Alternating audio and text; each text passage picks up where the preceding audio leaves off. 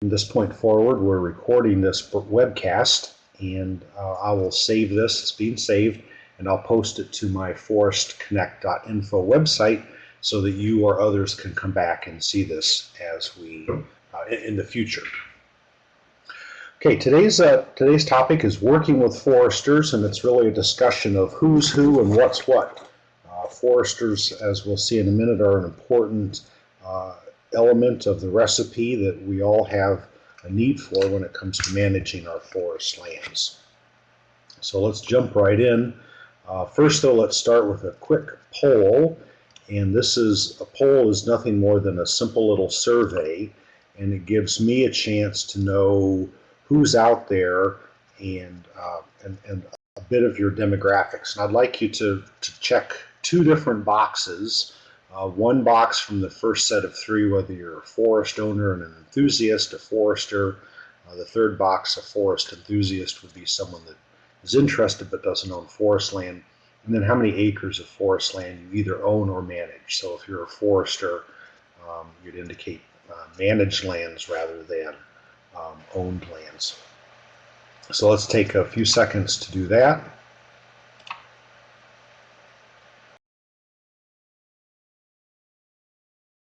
And you can see the results are coming in. In terms of percentages, you should be able to see both the number of responses and the percentage of those responses. We're at 71 of 21, so let's give those other four people a few seconds here to make their decisions, and we'll close the poll and jump right into the webcast. Okay. Going once on the poll, going twice, getting ready to stop voting, and it's done. Okay, as a starting point, I like to hit on the kind of the so what question, or in this case, the why worry about foresters questions.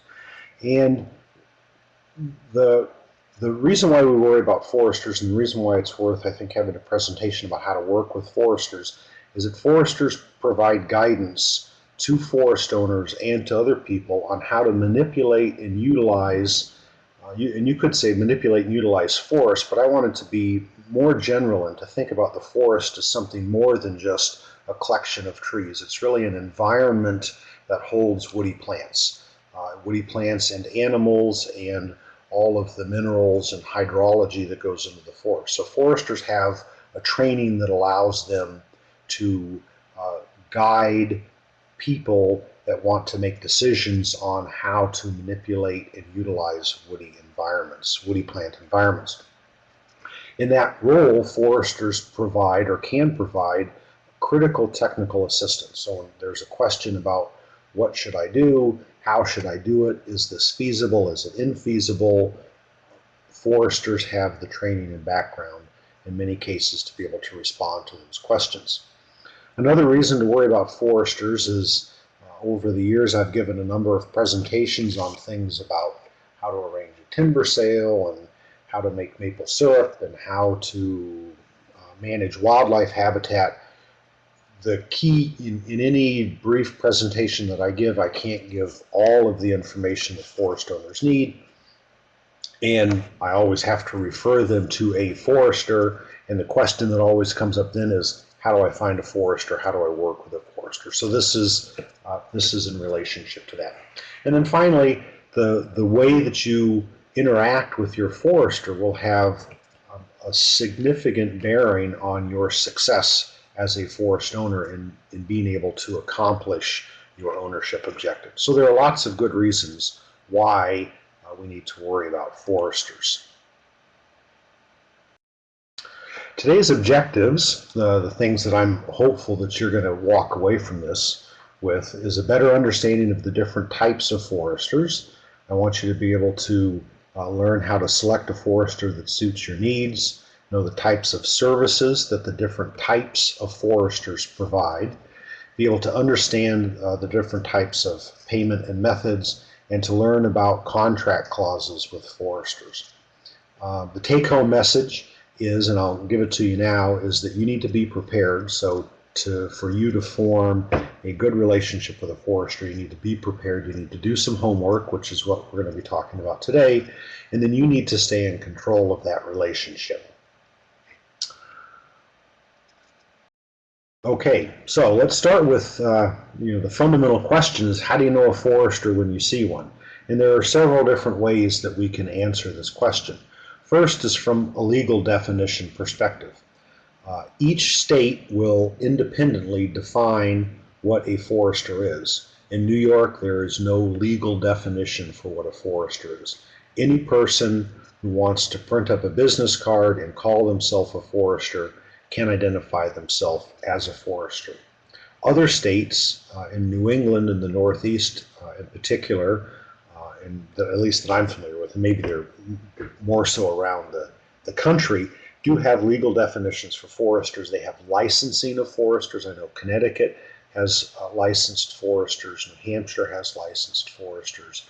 I'm sure other states have licensed foresters. So if you're inside of New York, the bad news is that anybody can call themselves a forester. If you're in another state, you need to be able to find out what the legal definition of a forester is. The best place to find that information is by contacting your local your local cooperative extension office for whatever state you're in. In all cases, though, in all states, there is an educational background that is assumed to go along with defining what a forester is. Oftentimes that background is a 4-year degree, so a Bachelor of Science degrees, or a 2-year degree. 2-year degree foresters are often called forest technicians. In both cases, there's educational content that foresters learn about the process of manipulating the forest and utilizing the forest and matching those manipulations and utilizations with forest owner interests. Bob has a question about legal definition of foresters in Pennsylvania. The last I knew, Pennsylvania was in the process of creating licensing of foresters, but I can't say if if there's a legal definition for Pennsylvania. If there's somebody from Pennsylvania that knows, please put a note into the chat. Okay, other ways that you will know a forester when you see one is by their experience. Foresters, and we'll see here in a minute, have different categories of experience where they work, but oftentimes foresters will have experience that demonstrate they've been working in the woods, they've been working on the management of private forest lands or public forest lands, that their experience focuses on wildlife habitat or water quality or timber management, whatever those experiences are, and from those experiences they're able to provide a certain set of services. Another, I think, very good way to know a forester when you see one is by how they affiliate. We talk about that you know someone by who they associate with. If there are people, foresters or people that want to call themselves a forester, and they're affiliated with professional associations such as the Society of American Foresters or the Association of Consulting Foresters, those are good indications that these are people that are serious about providing services as a forester.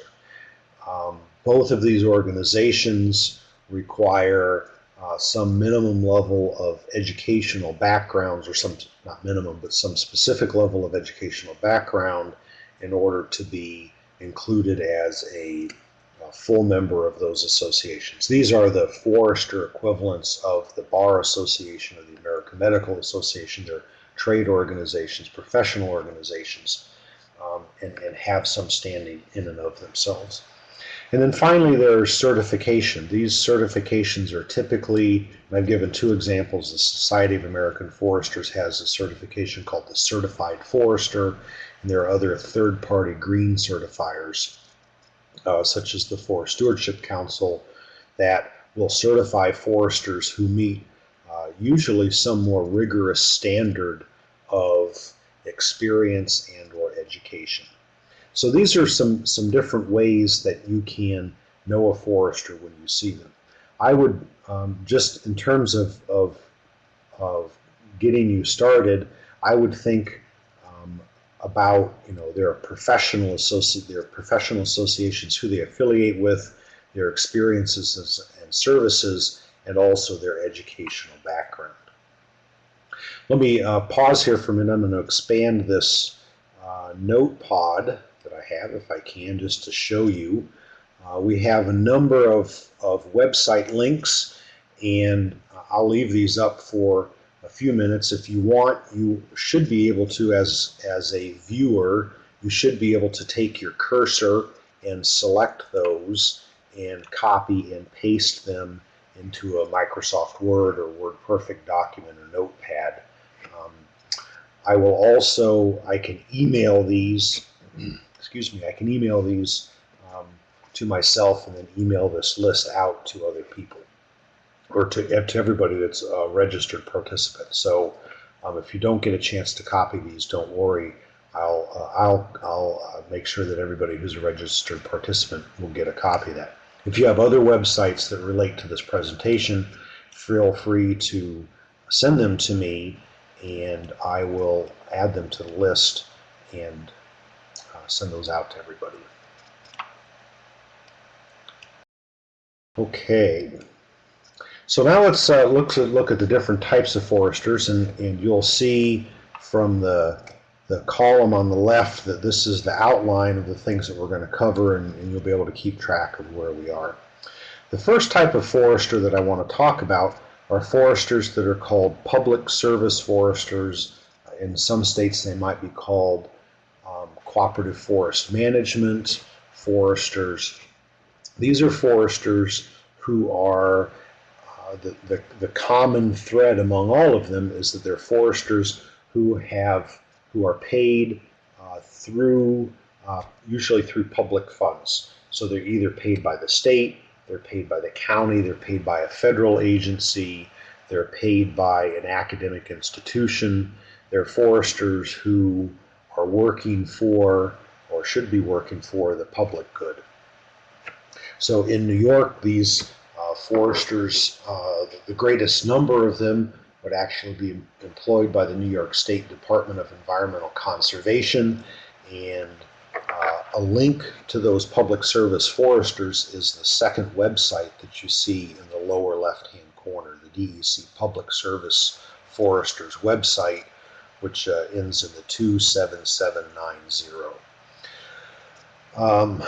Sometimes there are county organizations such as soil and water conservation districts, other state agencies that have foresters, and they provide different sorts of functions. The state, the point of contact in New York State for technical forestry assistance to private landowners is with the New York State Department of Environmental Conservation. A final group that I'll mention is academic institutions. There are several academic institutions in New York and in most states that employ foresters. In New York State, there are 2 academic institutions that are accredited to educate foresters. One of those is the SUNY College of Environmental Science and Forestry in Syracuse, with a related campus in Wanakena, and the Paul Smith's College in Paul Smith's, New York, which is near Saranac Lake. So there are 2 accredited organizations. There are other academic institutions that have foresters in employment. So Cornell University obviously has foresters in employment. Some of the SUNY campuses, I know SUNY Morrisville has foresters in employment. These academic institutions typically do not provide direct service to forest owners. They have different functions that they're serving, and we'll talk about those in just a minute. Another type of forester are those foresters who work for some kind of private association or non-governmental organizations. Examples of associations might include landowner associations. The Catskill Forest Association, for example, has foresters that they have in their employment. Other groups include land conservancies. The Nature Conservancy, for example, I know has foresters that they employ to serve forestry interests and needs of that organization, and other non-governmental organizations. And if you're in the Catskill area, the Watershed Agricultural Council, for example, has foresters. A third type of forester is the group of foresters that we refer to as private sector foresters. And there are two general spins on this. One is the consulting forester, and the second is the industrial forester. An industrial forester in New York State is a forester who works for a wood utilizing industry. So a sawmill, a paper mill will hire foresters, and the job of that forester is that works for that industry is to provide wood to the mill or to the wood using facility so that facility has the resources it needs. They do that by working with private forest owners. Consulting foresters are foresters who are in business for themselves, and they hire themselves out to work with private landowners. The parallel examples of consulting foresters would be when you call a plumber and ask the plumber to come out and fix your water heater, for example, or if you hire an attorney or something like that. These are people that are in business for themselves and serving their client base. There's a final group of people who are not foresters, but yet who warrant attention and discussion. One of those is loggers. Loggers are a critical part of forestry operations. Typically nothing happens in the forests without having loggers involved, but loggers are not foresters. They serve two different needs. The second group is a group that's called timber brokers. These are people that may or may not have a background or an education in forestry, but really the only function they serve is to buy and sell trees. They have a very limited set of services that they are willing to provide to forest owners. We'll see in a minute that in most cases, timber brokers are typically not a good choice for forest owners to work with if they're looking for the services that a forester would provide. Okay, so let's jump to services.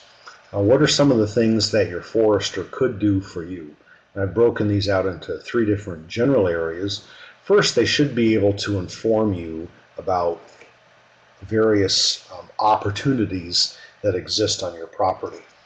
By talking with you, learning what your objectives are, they'll be able to, and looking at your property, they will be able to say, do the ownership objectives match with what the forest can provide?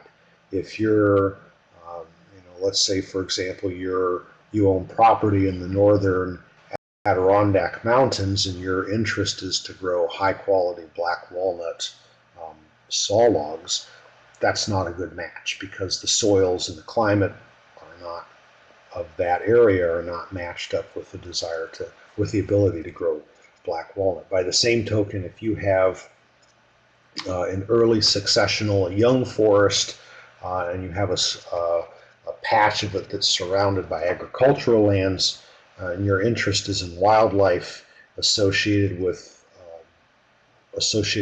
interior forest, mature forest, again, that's not a match. So your forester should be able to give you basically a reality check and to let you know here are some opportunities that exist. Your forester should be able to develop for you a management plan.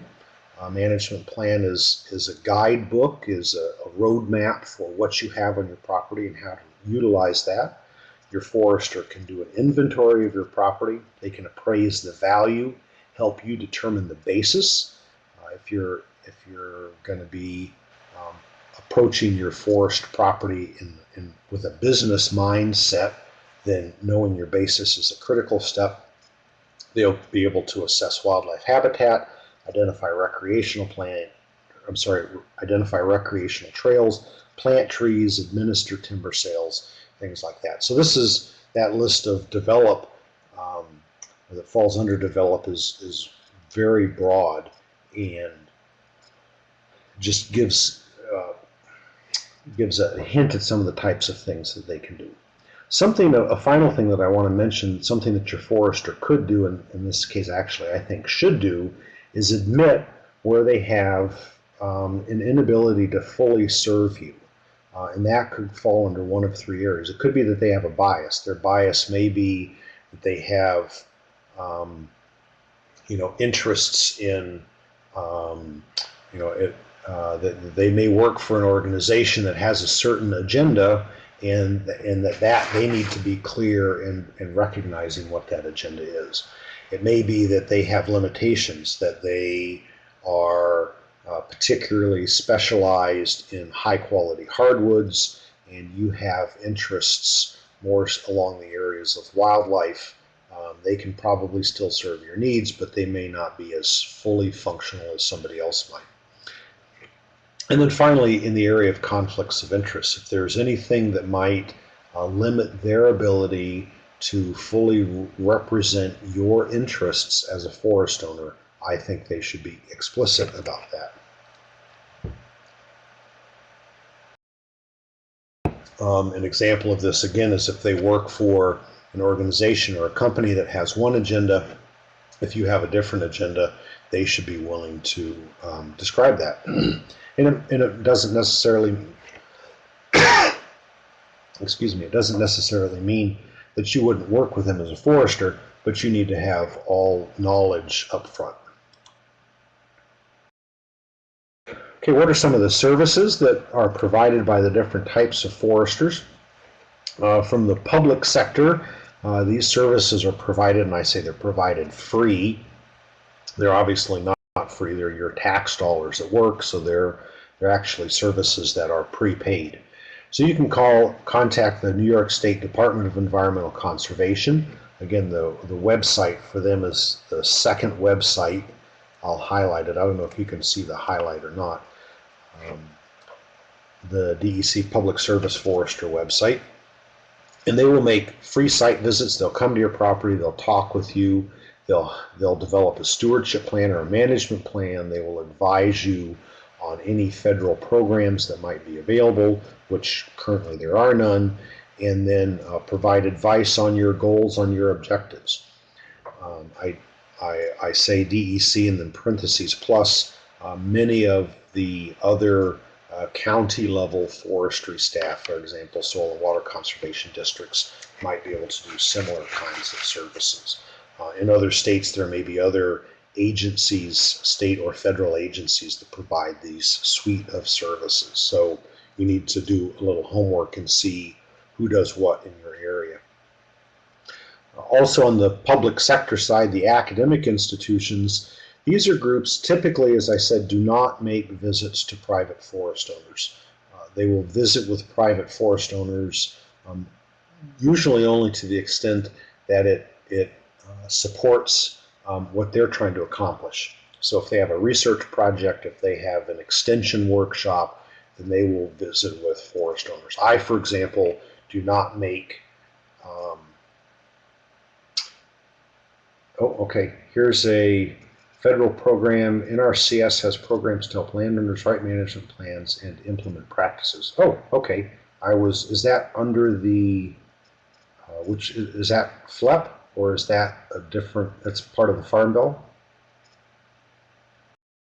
EQIP. Okay.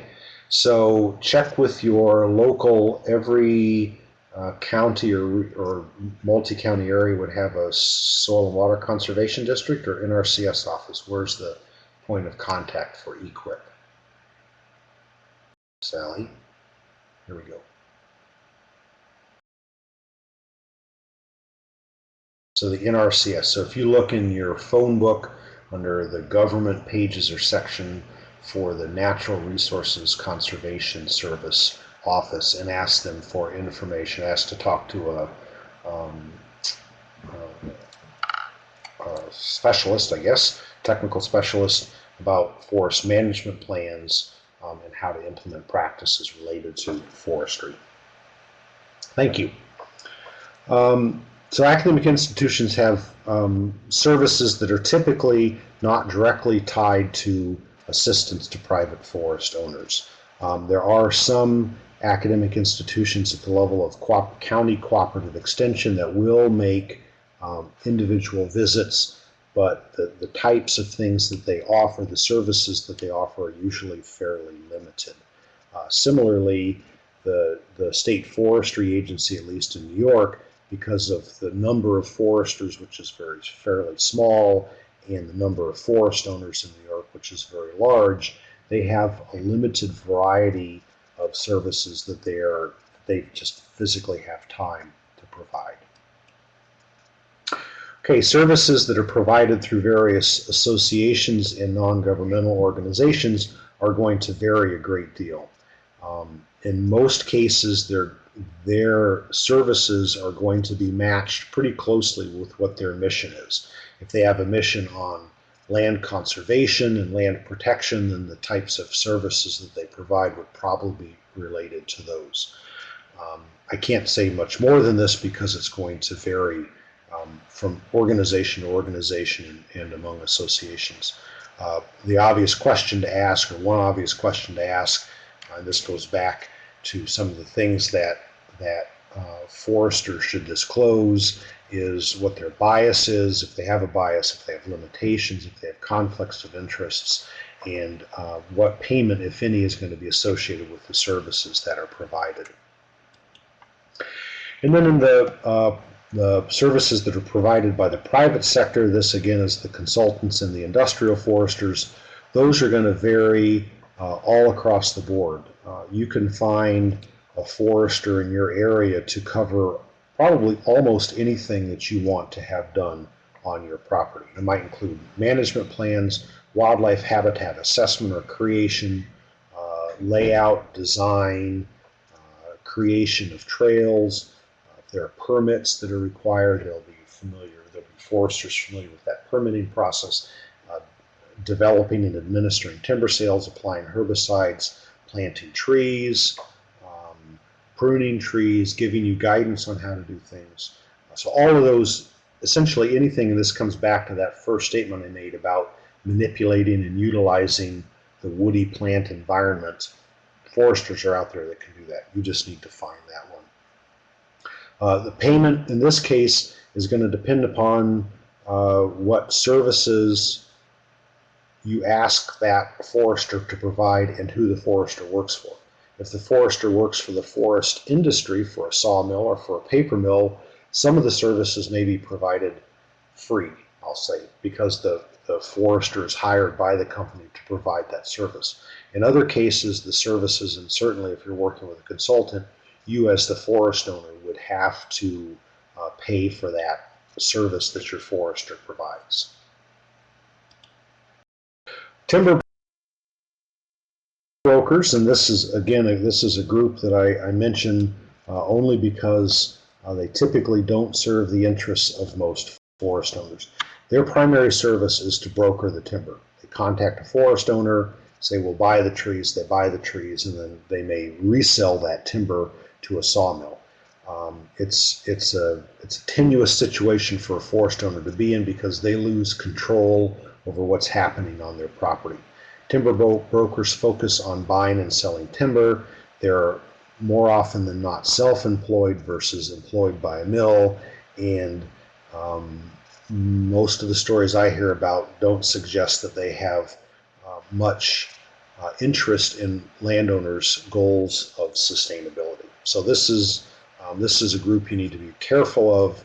If all they're able to provide, if somebody calling themselves a forester is only able to provide timber brokerage services, then they may or may not be what you're looking for. Okay, now, so that's kind of who are the different categories of foresters and what are the services you might expect from them. How do you go about finding a forester? And this is going to be tailored pretty much to what you would do in New York, but there are parallels in other states. The starting point, my recommendation for forest owners, the starting point to get forestry assistance is in one of two directions. Technical forestry assistance, so people who are trained as foresters, the easy path is, and the appropriate first path is to contact a regional office of the New York State Department of Environmental Conservation. This is the state's forestry agency. In other states, it might be the Department of Natural Resources, the Department of Forests and Lands, something like that, but it's some state agency that provides state forestry assistance.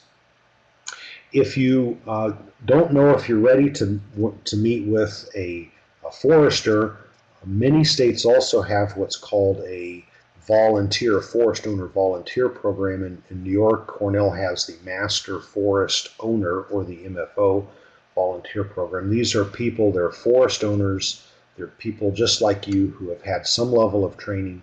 They are not foresters, they cannot provide technical forestry assistance, but they can, because of their experience and training, get you pointed in the right direction. They can help you think about what questions you need to ask to formulate your objectives. They can give you contact information for public service foresters and things like that. So that's those two entities are my recommendations for starting points when somebody's trying to get into working with a forester, because the reason for that is that they're unbiased. They come largely prepaid, and so the information that they provide is without any kind of slant, or should be without any kind of slant one way or the other. When you're ready to start working in the private sector, what I recommend is a variety of different things. And my comments here and for this entire presentation should parallel the article that is associated. It's on my website. If you go to the web conference site, and then there should be a downloadable article that you can look at. What I say here should match pretty well with what's in that article. So there are at least 4 different areas that you can start looking around when you want to try and find a private sector forester. One of the best places is to ask other forest owners. So join, if you're not a member of your landowner association in New York, the New York Forest Owners Association. Other states have their own landowner associations. Those are great starting points. If you have neighbors who are forest owners, talk to them, get their feelings on who are good foresters. And from what you've seen already, different foresters provide different services. Your neighbor may have been interested in saw timber and recreational trails, and your interest may be in wildlife and water quality. So the services that were used by your neighbor and provided by your neighbor's forester may not match with what you need, but that's a great starting point.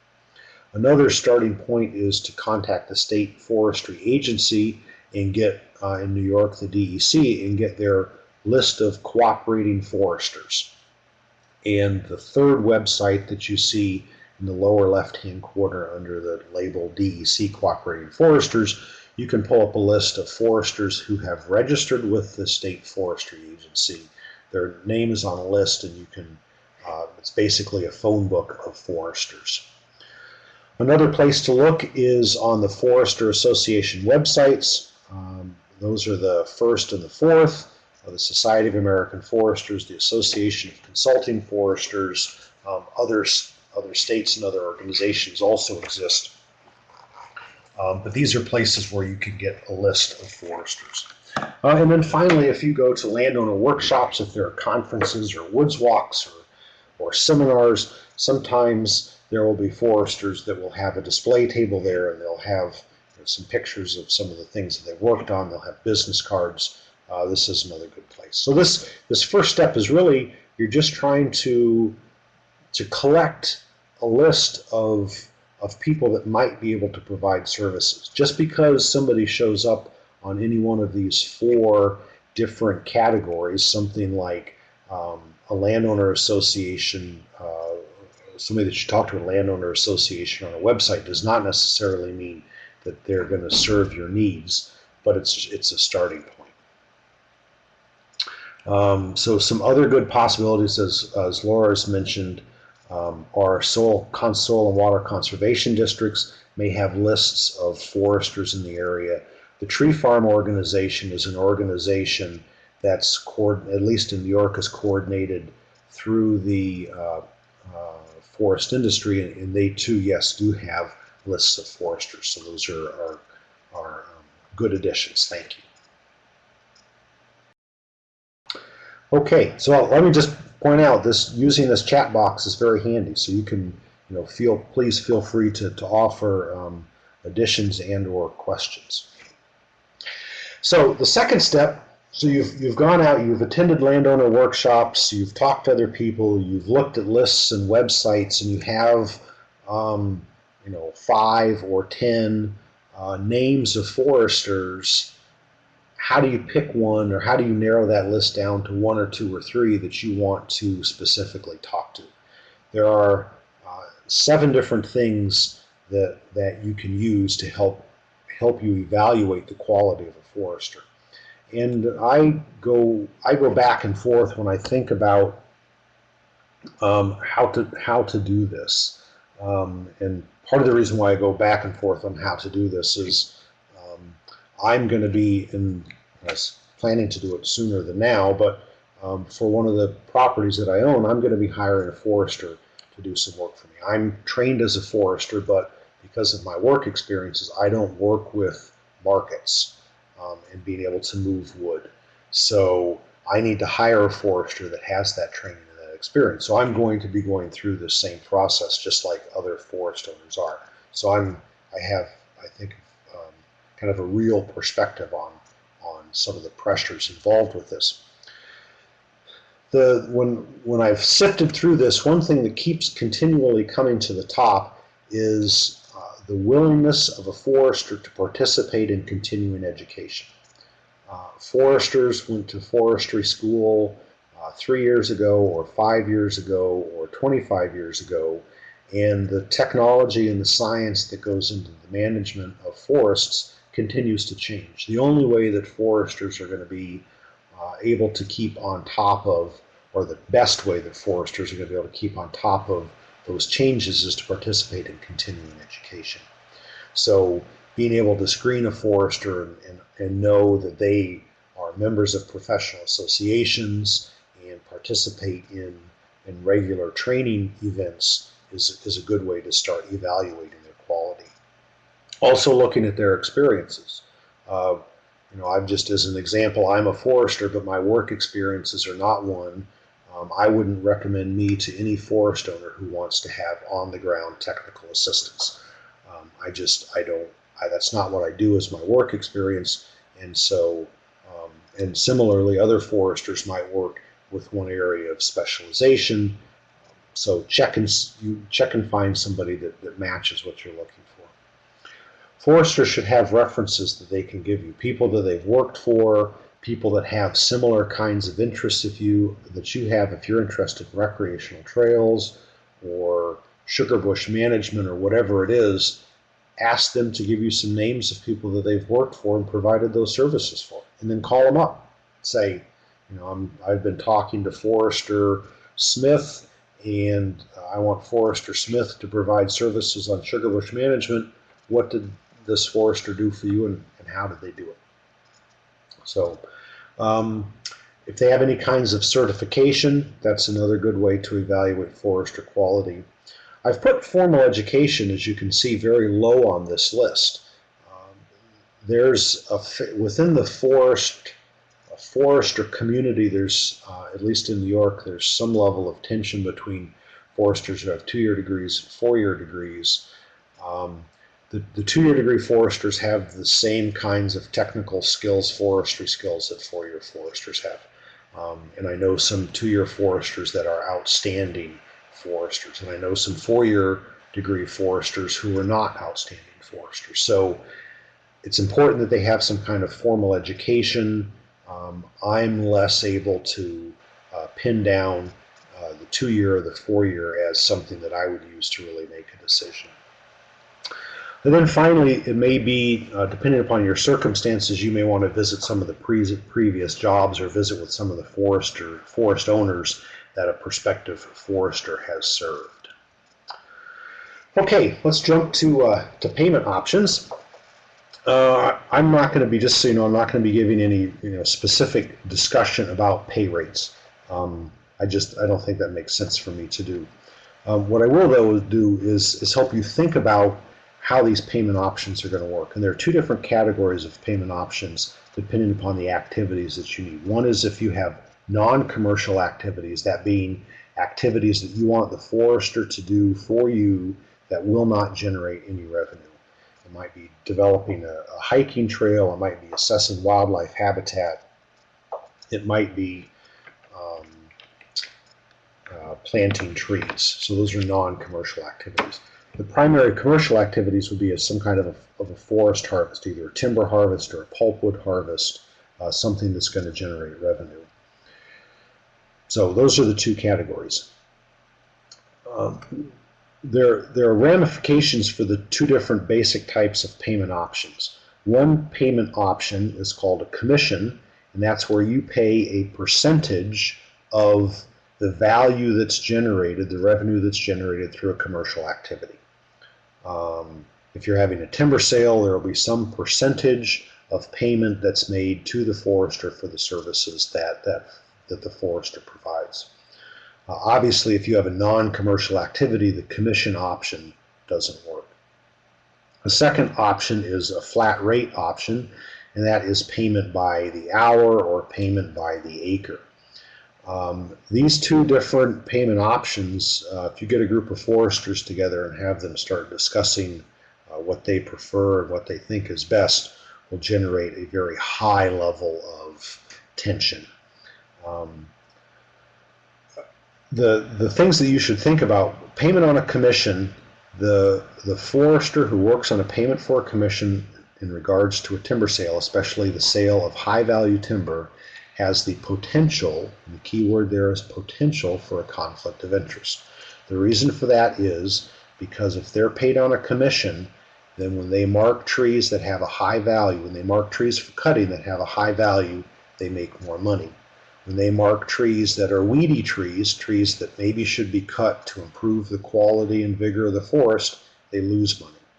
That doesn't mean that the foresters that you hire that works on a commission is going to succumb to those pressures, but the potential exists. If you hire a forester on a commission, this is a discussion, an explicit discussion that you should have with that forester to ask that forester, how will you avoid the potential for a conflict of interest? In a worst case scenario, the forester only marks the best and most valuable trees because that maximizes their return. The alternative is a flat rate where you pay a forester on a per hour basis. This is similar to when you go to a mechanic and a mechanic has a shop fee of so much per hour and plus parts. Similarly, you could do it on a per acre basis. It's hard for me. It's hard for me to make a general statement. My own preference when I work with people is that I want to work with people on a flat rate basis. But I know some extremely good foresters who work on a commission basis. So I don't. Let me just leave it at that and say that you need to think about the pros and cons within your particular situation for how you would want to work with a forester. And we can, if you have questions on that, then we can hit some questions. Now we'll wrap this up with issues on contracts. Should you have a contract? You bet. Foresters will recommend that you have a contract when you work with a logger. If you're having a log harvest or a pulpwood harvest, same kind of logic applies when you're working with a forester. What the contract does is it defines the relationship that you have with the other person. It documents the expectations that you have, and it protects both you and your forester. They're really important documents to have. Some of the terms that you would want to include in your contract is who's who. You're the landowner. Here's your property. Here's your property description or a reference to a description, a map of your property. Here's the forester. The forester has some kind of relationship with a sawmill or doesn't have as a private consultant. And this contract would only be with private sector or with associations and non-governmental organizations. The contract should specify the payment method. should talk about any constraints and expectations, and I've got another slide on that. Should talk about what services are going to be provided and the schedule, the timing of those services. It might have a glossary to define some terms that are within the contract. It's not a term of the contract, but every contract should have a review by your attorney. And I can't emphasize that enough. A contract is a legal document.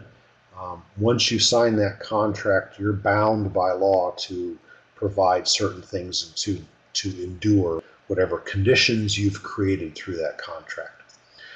A couple of years ago, I worked up, and I offer this hesitantly, but it's there.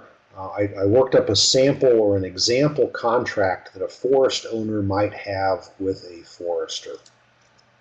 I've been sitting on this for a couple of years because my concern is I don't want to give I'm not a lawyer, and I don't want to give the impression that I'm trying to practice law or give legal advice by providing an example of a contract.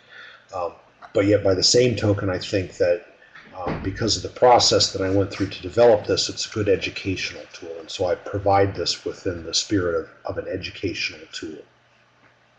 If you go to my website, which is forestconnect.info, click on the button for publications and then scroll down to the miscellaneous list of miscellaneous publications, you will see there an example of a contract that you might have with a forester as either a forester or a forest owner, that potential contract. So use that. It's an example.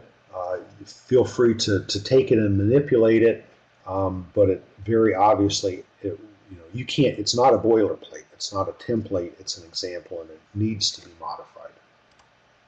Okay, so what are some constraints and expectations? And if you look at that example contract that I've provided, you'll see those. You'll see this list included in that. Things that you might want to include, or your forester might want you to include in a contract, is any new developments. Maybe your forester is working with you to develop some wildlife habitat, and if you at the same time have another deal spinning where you're going to put in a gas lease or build a pond, or there's a neighbor is going to be using your property to access their forest land, there may be some new development that happens during the contract that needs to be specified. If I was working as a forester for a forest owner, I would want that forest owner to assure me access and ownership. I don't want to be on somebody else's property doing things and then get in trouble for that. Let me come back to post-contract activities. If there's the constraints and expectations should include under what circumstances the contract would terminate, when you can make changes, who has liability, if you want to, if the forester or the forest owner has liability, especially in regards to subcontractors, whether or not the contract can be transferred. If you're working with a forester who's working for a consulting firm and that forester changes consulting firms, what happens to your contract? Does it stay with the original firm? Does it travel with the forester? I can't make those decisions. Those are decisions you have to make. The one final note I'll make here is about post-contract activity. One of the complaints that I hear from foresters is that they work with a forest owner, and in their efforts to provide good sustainable practices, they make decisions that are appropriate for the long-term health and well-being of that forest environment. Then the relationship, closes with the forest owner, not on bad terms. It's just whatever services they were provided were concluded. And then some other forester or logger comes along and says, hey, Forester Smith was just here and you had a timber sale, and that forester left behind some big trees. They obviously don't know what they're working about. How about I'll come in and I'll finish cutting the trees that really should have been cut. So that would be post-contract activity.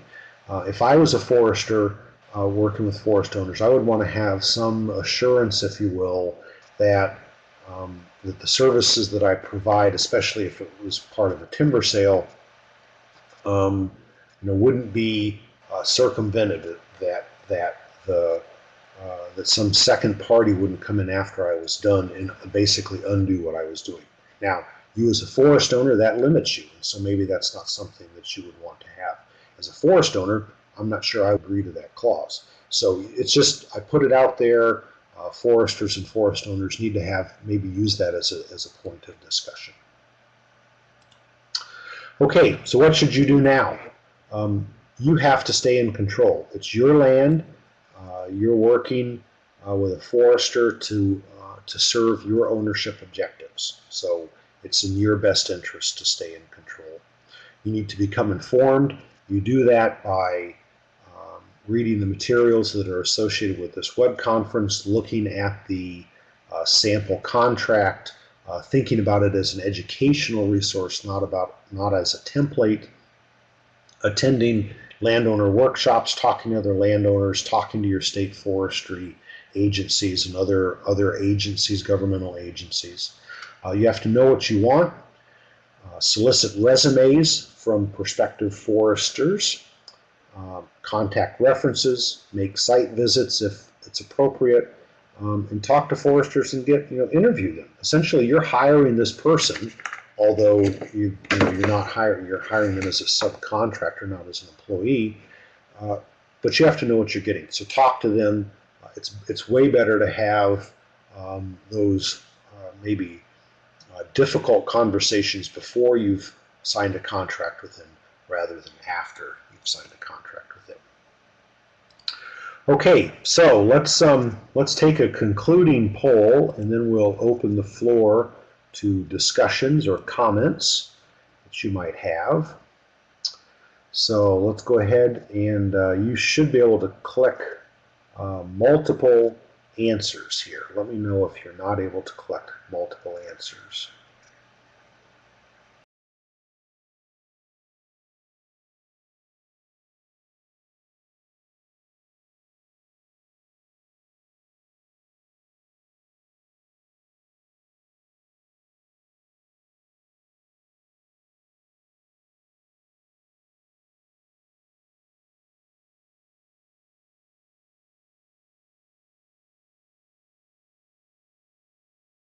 Okay, looks like things are slowing out. There's still some action there. Good.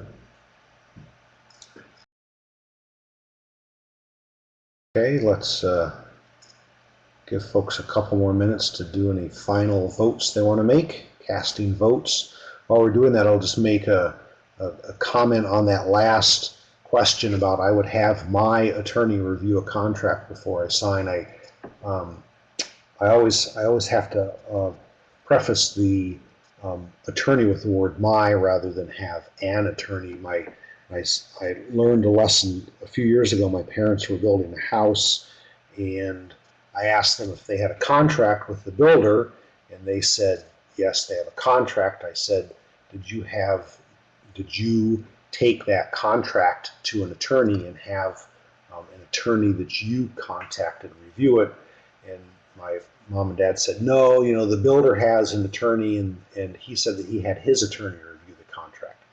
So I asked my mom and dad, whose interest that attorney was looking out for, and whether that attorney was looking out for the builder's interest or my parents' interests. And presumably the attorney would have, in general, everybody's interest at heart, but has a primary responsibility to the builder. So obviously with all of these things, you want to have your attorney do the reviewing. Okay, I'm going to close the poll, and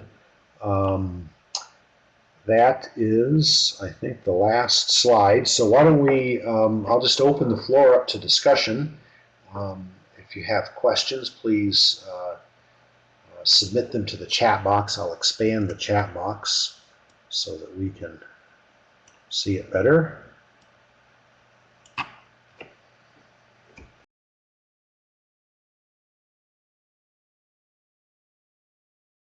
Okay, here's a question. Can you get a forester to put stipulations on a timber sale to get the cull trees skidded to the landing for the owner's use? Absolutely. It's particularly, yes, that's an easy thing to do. If you tell your forester that you're having a timber sale, it may be that you burn firewood and you want to have cull trees deposited on the landing. That's not an unheard of request. Now what you'd have to do is make sure that expectation was written into the contract that you have with the logger. And when you have that that's another one of those constraints or expectations, if you will. And anytime you add a constraint or an expectation to a contract, there's a real or perceived cost on the part of the other person that's signing that contract. So you need to think about and I've done this just from my own personal perspective. What quantity of cull trees do I want? If I want to have 4 or 5 full cords of cull trees on the landing that I can cut and split for my own personal use, I'm not sure I would put that in the contract. What I'd probably do is show up on site when the logger was there and bring them a blueberry pie or a case of beer or something like that, and ask them to bring out a couple hitches of cull trees that I can use for firewood. What's equally important within that, or implied within this question, is that the cull trees are marked. When you have a timber sale, and there's a whole other presentation that we have on arranging timber sales. When you have a timber sale, the best way to run a timber sale is, certainly with the saw log sale, is that individual trees that are going to be cut should be marked with paint. You can mark the saw logs, you can also mark the cull trees. And the contract would specify whether or not all marked trees need to be cut, or whether it's the logger's decision as to whether or not they cut any of the cull trees. So that depends on your own personal circumstances. If if you're handy and can safely use a chainsaw, it may be in your financial interest to leave cutting of the cull trees to the discretion of the logger. It may be that whoever's buying, it may be a sawmill is going to buy the sale, and if they have a logging crew and they know that they can give the cull trees or some of the cull trees to the logging crew to reduce their logging costs, the sawmill may be able to pay more money for your saw logs. So anyway, there are different scenarios that you can play out with that. The specific answer to your question is yes. It is fully reasonable to add that stipulation into a timber sale.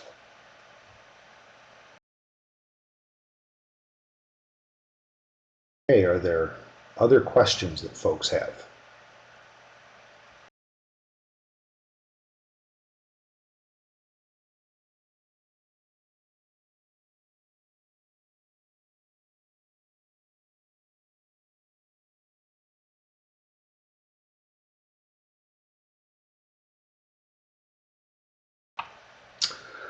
Okay, well, I will,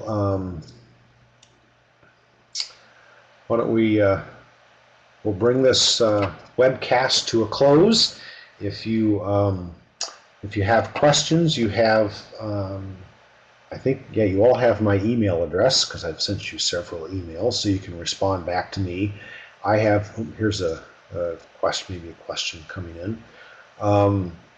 If you have questions, please feel free to email them to me. I'm in the process of trying to set up a blog, and I've never used a blog. And I've only recently learned what blogs are, but after each of these webcasts, I usually get a handful of follow-up questions, and what I'd like to do is try and get those questions to come into a weblog where other people can see the questions and can see the responses, and then that way I think it'll be informative for everyone. So Why don't I'll officially close this. I'm going to stop recording the meeting, and oop, didn't do that right.